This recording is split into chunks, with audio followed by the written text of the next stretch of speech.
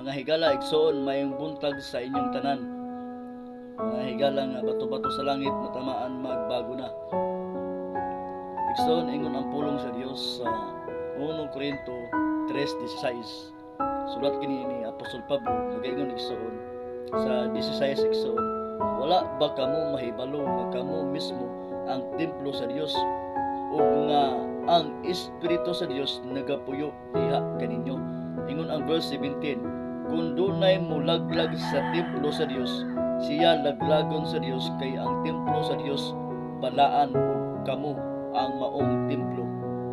Nagpasabot igsoon ingon ang verse 16, wala ba kamo mahibalo nga kamo mismo ang templo sa Dios?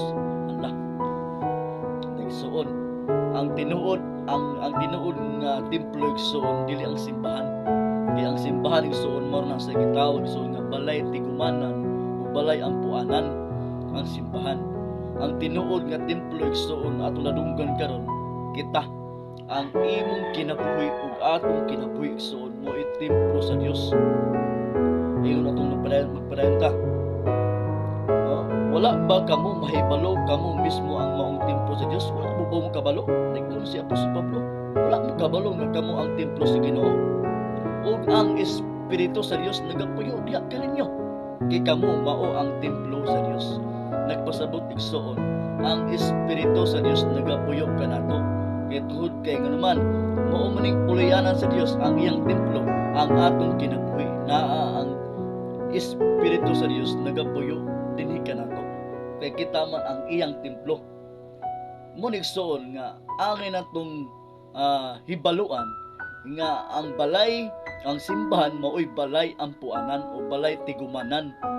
Ang atong kinabuhi, ang atong lawas, ang imong lawas mao'y tinuod nga templo sa Dios. Di na to ni malilong kay naam ni sa Bible.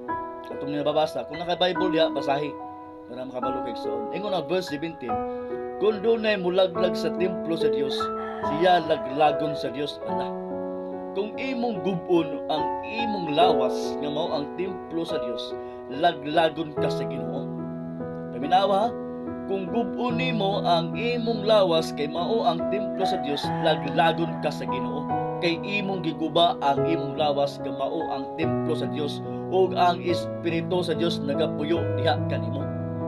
Mao na igsoon nga atong bantayan, atong ibutang sa unahuna ang simbahan mao'y tigumanan ug alampuanan. Mao na mga igsoon ang templo sa Dios kita ang atong kinabuhi, atong lawas. Mao na mga higala igsoon nga atong hinumduman. Kung imong gubon ang imong lawas, igsoon higala pagbantay kay masuko ang Dios ni ana. Kay naman iguba man nimo ang templo sa Dios, ang imong lawas. Wala ba ka masayon? Ingon ang Genesis, gibuhat ang tao sama sa iyang dagway.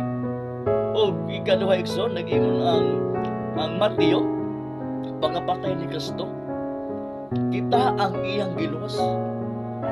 Dili igsoon ang dili giluwa, wala giluwa sa Dios ang simbahan.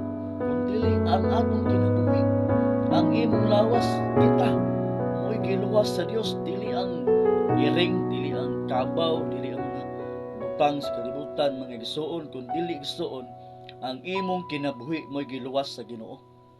Mo igsoon nga ato ang ampingan ng atong lawas kay kini bililhon atubahan sa Dios. Mo na mga igsoon higala, mintas sa iyo pa, bato-bato sa langit matamaan magbago na. God bless.